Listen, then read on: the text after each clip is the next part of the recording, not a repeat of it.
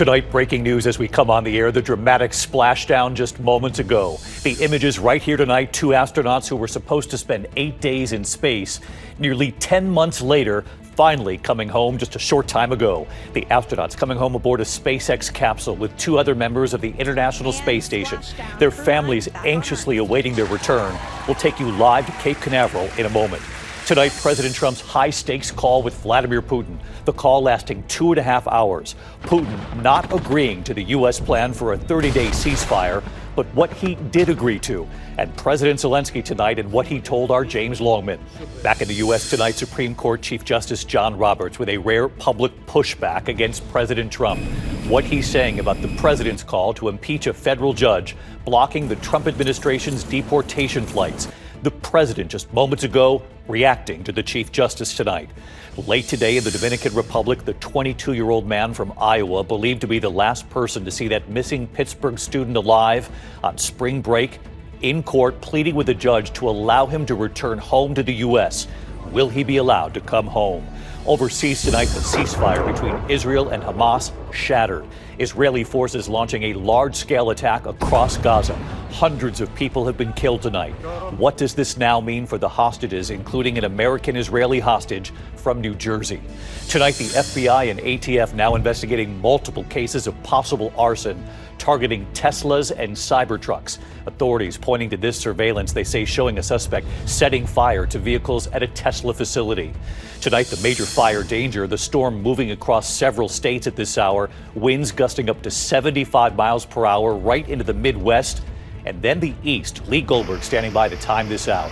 Tonight, 2 16-year-old girls disappearing while paddleboarding off the U.S. coast. For 16 hours they were missing. They've now been found 14 miles away, huddling on one of their boards. From ABC News World Headquarters in New York, this is World News Tonight with David Muir. Good evening. It is great to have you with us here on a very busy Tuesday night. We begin tonight with the breaking news here, the spectacular images from off the coast of Florida. Tonight, astronauts Suni Williams and Butch Wilmore are back on Earth after their 8-day mission that turned into more than 9 months in space. The remarkable moment they emerged from the SpaceX capsule. First, Suni Williams right here in the pictures, then Butch Wilmore, about an hour after they splashed down in the waters off Florida late today. This was the first glimpse of their capsule returning from space, giant parachutes deployed to slow down their descent back to Earth. 4 parachutes in all, bringing them to about 16 miles per hour as they splashed down there. The capsule splashing down in the waters off Tallahassee, Florida. It was just after midnight. Williams and Wilmore said goodbye to the crew staying behind on the International Space Station. The SpaceX capsule slowly undocking from the ISS, starting the last leg of their journey back to Earth, a 17-hour flight home. A thrill of an accomplishment for NASA, SpaceX, and all of the scientists involved, and a huge sigh of relief for Williams and Wilmore's families tonight and for so many Americans who have followed this ordeal. ABC's Faith Abubey leading us off. She's at Cape Canaveral in Florida tonight. This was the dramatic moment just a short time ago. And splashdown, Crew 9 back on Earth. Those 2 astronauts who spent 9 months in space after their 8-day mission was unexpectedly extended, finally touching down back here on Earth. The SpaceX Dragon capsule carrying Suni Williams and Butch Wilmore descending toward the landing zone. Parachutes deploying. And there you see it on your screen, drogue deployment. Drogue descent rate nominal. As the spacecraft splashed down safely off the coast of Tallahassee, Florida. A recovery team pulling the capsule onto a rescue ship. The astronauts, along with 2 other members of SpaceX Crew 9, astronaut Nick Hague and cosmonaut Alexander Gorbanov, emerging from that capsule, then placed on stretchers one at a time. And undocking confirmed. That capsule undocking from the International Space Station in the wee hours of the morning. Their long-awaited arrival marking the end of a nearly year-long stay at the International Space Station. And liftoff of Starliner and Atlas V. The two astronauts launching into space back in early June, successfully completing the Boeing Starliner's first crewed flight. But that brief 8 to 10 day mission stretching into weeks. They're working very hard on the ground to make sure that we will be able to come home before too long. And then more than 9 months after NASA sent the Starliner back to Earth unmanned following a series of technical issues with the craft. NASA says they were never technically stranded, that they could have gotten them out in an emergency, and that they were waiting for this capsule to arrive. Wilmore, a father of 2 daughters. My daughter's, I'm going to miss most of her senior year in high school. While in space, Williams breaking the record for the longest spacewalking time by a woman, 62 hours and 6 minutes in the vacuum of space. On Sunday, the astronauts welcoming the new 4-person crew to the International Space Station. Their mission to finally take over and allow Williams and Wilmore to head home. And tonight, Suni Williams' family excited to have her back. I'm very proud of her for being such a role model. I think she's inspired a lot of young girls all over the world. I think she's touched a lot of people. And David, Suni, and Butch emerged from that space capsule with big smiles on their faces and 2 thumbs up. They appear safe and healthy, but they were carried to a stretcher. They will undergo a medical evaluation and will be flown from here in Florida to Houston, Texas, where they will reunite with their families. David, tonight, that unexpected space odyssey finally over. David. Yeah, we see Butch Wilmore standing up there and Suni Williams with the wave to the cameras there. Must be amazing to be home for them. Faith, you've been amazing as well, covering this story every step of the way. Thank you. We turn to the other news tonight and to the high-stakes phone call between President Trump and Vladimir Putin after more than 2 hours of talks. Putin did not endorse today this U.S. plan for a 30-day ceasefire with Ukraine, but he did agree to pause attacks on Ukraine's energy infrastructure. So where does this stand? Here's our chief international correspondent, James Longman, tonight, asking Ukraine's President Zelensky to respond to everything that played out today. Tonight, the call to bring peace to Ukraine ends in only one Russian pledge: to stop hitting Ukrainian energy infrastructure. But after more than 2 hours speaking directly to President Trump, Vladimir Putin did not agree to the unconditional US-backed 30-day ceasefire plan that Ukraine already signed on to. Trump says his call with Putin was very good and productive, adding the Russian leader agreed to move quickly toward a permanent peace. But Putin doubling down on his key demand: the West cut off all military aid and intelligence sharing with Ukraine, according to the Kremlin. Late today, I asked President Zelensky if he'd match Putin's pledge to stop striking energy targets. Will you make a commitment to stop hitting energy infrastructure in Russia? And based on what you've heard today, do you think Trump is in control of the situation, or is Vladimir Putin the one calling the shots? It's hard to tell, Zelensky tells me, saying he supports a plan to stop hitting Russian energy infrastructure, but wants to speak directly with President Trump to understand the details, adding, a negotiation without Ukraine is not a negotiation. And just hours after that call, David, and despite Vladimir Putin's pledge, there's just been a massive Russian aerial bombardment on multiple cities across Ukraine. We are a long way from a major deal here, David. Yes, a Russian bombardment on Ukraine tonight. It would appear they are a long way off from the ceasefire. James, thank you again. Meantime, back here in the U.S. at this hour, Supreme Court Chief Justice John Roberts with a rare public pushback against President Trump. What he's saying about the president's call to impeach a federal judge blocking the Trump administration's deportation flights. And President Trump just moments ago reacting to the Chief Justice. Here's our senior political correspondent, Rachel Scott. Tonight, the Supreme Court's Chief Justice John Roberts with a rare and extraordinary rebuke of President Trump.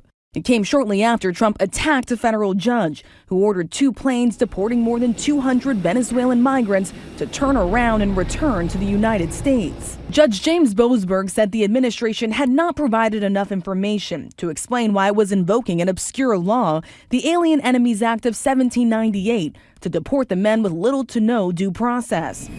But the administration, which claims the men are violent gang members, did not follow the judge's order. On Truth Social, the president attacking Judge Boasberg as a troublemaker and agitator, saying, quote, "This judge, like many of the crooked judges I'm forced to appear before, should be impeached." Just hours later, Chief Justice Roberts releasing this statement. stating, quote, "For more than 2 centuries, it has been established that impeachment is not an appropriate response to disagreement concerning a judicial decision. The normal appellate review process exists for that purpose." Tonight, President Trump responding, saying Justice Roberts never mentioned him by name, though it was clear Roberts was responding to the president's statement. Well, he didn't mention my name in the statement. I just saw it quickly. He didn't mention my name, but many people have called for his impeachment, the impeachment of this judge. In the entire history of the United States, only 8 federal judges have been impeached and removed from office. And tonight, there are new questions about whether the administration openly defied Judge Boasberg's order when he told them to turn around those planes of more than 200 Venezuelan migrants bound for El Salvador. The judge in court saying any plane containing these folks that is going to take off or is in the air needs to be returned to the United States. This is something that you need to make sure is complied with immediately. But the planes did not turn around. They landed in El Salvador, and the men were transferred to a high-security prison. The president couldn't say if his team had violated the judge's order. I don't know. You have to speak to the lawyers about that. And tonight, the president challenged the judge's authority to halt the flights in the first place. He actually said we shouldn't be able to take criminals, killers, murderers, horrible, the worst people, gang members, gang leaders, that we shouldn't be allowed to take them out of our country. Well, that's a presidential job. That's not for a local judge to be making that determination. And that federal judge is still trying to get more information about those immigrants. The administration has not released their identities, but today they did reveal that some of the men that have been deported did not have criminal records here in the United States, saying they've only been in the country for a short period of time. And David, there is another breaking headline here from Washington. A different federal judge ruling that the efforts by Elon Musk and his team to dismantle the humanitarian agency USAID likely violated the Constitution in multiple ways. That judge ordering that team to stop making any further cuts to that agency, and a case that could make its way to the Supreme Court, David. All right, Rachel Scott live at the White House for us tonight. Rachel, thank you. Meantime, as we're on the air in the West tonight, there are new developments in the disappearance of that Pittsburgh college student on spring break in the Dominican Republic. Late today, the 22-year-old man from Iowa, believed to be the last person to see her alive, in court, pleading with the judge to allow him to return home to the U.S. Well, tonight, ABC's Ariel Reshef was in the courtroom witnessing the proceedings and what the judge decided, saying that Iowa student does not get his passport back to go home, at least not yet. Tonight, Joshua Reeby appearing in a Dominican courtroom surrounded by cameras. The attorneys for the 22-year-old Iowa man pleading with a judge to allow him to return home to the U.S. Reeby saying in court, "I understand I'm here to help, but it's been 10 days and I can't leave." Reeby appearing stoic and pensive. He is believed by investigators to have been the last to see University of Pittsburgh student Sadiksha Kananki before she vanished, telling the judge before Kananki's family left the Dominican Republic, they thanked him, adding, "They gave me hugs goodbye." Reeby has never been a suspect and is not charged with any crime. His lawyers arguing he has been detained illegally and surveilled in his hotel. In a letter presented in court today and obtained by ABC News, Kananki's grief-stricken family requesting the Dominican police declare their daughter legally dead, acknowledging the 20-year-old likely drowned. The Kanankis referencing Reeby without naming him, writing, "He is cooperating with the investigation and no evidence of foul play has been found." David, the judge approving the request to give Reeby more free mobility and to not be surveilled by police, but he says this is not the venue to discuss giving him back his passport. A full decision is expected on March 28th. David? Ariel Reshef in the Dominican Republic with late reporting. Ariel, thank you. Now to the shattered ceasefire in the Middle East tonight. Israel pounding Gaza with a fierce aerial assault. Hamas's health ministry saying more than 400 people have died. The question tonight, what does this mean now for the hostages still being held by Hamas, including an American from New Jersey? Matt Rivers in Israel tonight. The IDF overnight opening what they say are, quote, the gates of hell, with a series of extensive aerial assaults inside Gaza, ending that fragile ceasefire. Israel hitting some 80 targets, citing Hamas's repeated refusal to release the remaining hostages still being held, including an American-Israeli from New Jersey, Idan Alexander. Hamas and other Arab nations accusing Israel of breaking the terms of the initial ceasefire agreement. Israeli Prime Minister Benjamin Netanyahu saying, quote, this is just the beginning. According to the Hamas-run health ministry, more than 400 people have been killed in what's now become one of the deadliest days of the war, including at least 130 children, according to UNICEF. This father looks through body bags, searching for his daughter, breaking down in tears after discovering her body. The strikes swiftly condemned across the globe, leaders calling this a, quote, dangerous escalation. Tonight, the White House, who's fast-tracked billions of military assistance to Israel in recent weeks, standing behind Netanyahu. As President Trump has made it clear, Hamas, the Houthis, Iran, all those who seek to terrorize not just Israel, but also the United States of America, will see a price to pay. All hell will break loose. And for the families of the 24 hostages presumed to be alive, they fear their loved ones are abandoned and now face a more uncertain future. And David, those hostage families fearing what might come next here, all eyes now on Hamas and how they might respond. Do they retaliate? Do they come back to the negotiating table and try and make concessions? How they respond here, David, will help shape this conflict moving forward. Matt Rivers live in Tel Aviv for us. Matt, thank you. Meantime, back in the U.S. tonight, the FBI and the ATF both investigating possible arson attacks targeting Teslas and Cybertrucks in multiple states. Authorities say they have surveillance showing a suspect throwing Molotov cocktails and firing a gun at several vehicles. Here's our chief investigative correspondent, Aaron Katursky, tonight.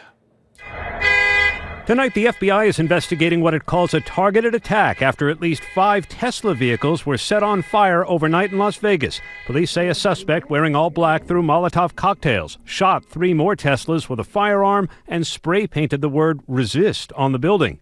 In Kansas City, Missouri, police said 2 Tesla Cybertrucks were set on fire at this dealership, the latest in what authorities say is a nationwide wave of vandalism and protest aimed at the company owned by Elon Musk. Just this month, shots fired at this Tesla dealership in Oregon, Teslas spray-painted in Massachusetts, and Cybertrucks on fire in Seattle. Authorities say vandalism and other crimes against Musk's businesses have been increasing ever since Musk began leading the Trump administration's push to cut the federal workforce. Last week, President Trump promoted Musk's Teslas from the White House driveway, calling the vandals garbage. You do it to Tesla and you do it to any company, we're going to catch you and you're going to go through hell. Writing about all this vandalism on social media, David Musk says Tesla makes great products that people love, so all the hate and violence directed toward him must be because people are too woke. David? Aaron Katursky tonight. Aaron, thank you. When we come back, the major fire dangers, the storm moving across several states tonight, winds gusting up to 75 miles per hour into the Midwest and then the East. Lee Goldberg is standing by to time this out. Also ahead, 2 16-year-old girls disappearing while paddleboarding off the U.S. coast. Missing for 16 hours. They've been found 14 miles away. The images tonight. And then look at this, the breaking news as we came on tonight. The NASA astronauts, Butch, Wilmore, Suni Williams, 2 others as well, helping to accompany them home, all waving inside that capsule. And the moment they emerge, in just a moment here. A lot more news ahead tonight. Tonight, a new cross-country storm on the move from the center of the country, the Midwest, then the Northeast. Let's get right to Chief Meteorologist Lee Goldberg of WABC, tracking it all. Hi, Lee. Hey, David, fierce winds in the southwest and the southern plains leading to that extreme fire danger. That continues tonight. Some gusts to 75 miles an hour could have some power outages and some blowing dust. Those winds relocate into the central plains and Midwest tomorrow where a blizzard breaks out. The snow in the Rockies moves into Kansas, Nebraska with whiteout conditions, more than 6 inches of snow in spots. That'll go to Iowa, Minnesota, and even over to Green Bay. The thunder snow could be separated by thunderstorms just by a few miles. Severe weather possible in Chicago and Indianapolis tomorrow night. It's rain in the Northeast by Thursday night. David? Tracking it all for us, Lee. Thank you. When we come back, those 2 16-year-old girls paddleboarding, washed out to sea, missing for 16 hours. They've now been found 14 miles away. And the 2 astronauts who were supposed to spend 8 days in space, up there nearly a year. What's happening to them right now after splashing down? In a moment. To the index, the search for 2 16-year-old girls who vanished while paddleboarding toward Cedar Key, Florida. The girls had last been seen on their paddleboard yesterday afternoon, authorities launching a search when they did not return. 3 Good Samaritans finding them about 16 hours later, huddled together on their board about 14 miles from Cedar Key. It was about 39 degrees, the girls cold, but otherwise okay. What a remarkable discovery. When we come back here tonight, the astronauts have just emerged from their SpaceX capsule and what's happening to them right now. In a moment. ABC World News Tonight with David Muir, sponsored by Vivgard Hytrulo and Vivgard. Before we go tonight, those two astronauts who spent nearly a year in space instead of their original 8 days, now out of their capsule and getting reacquainted with gravity tonight. Suni Williams and Butch Wilmore finally home. Suni waving right here as she emerged from the SpaceX capsule a short time ago, soon with her husband and two Labradors. Her elderly mom said Suni told her she'd be the first call. And Butch Wilmore, home too, father of two daughters. Both will undergo medical evaluation at Johnson Space Center before reuniting with their families. Welcome home. I'm David Muir. I'll see you tomorrow. Good night.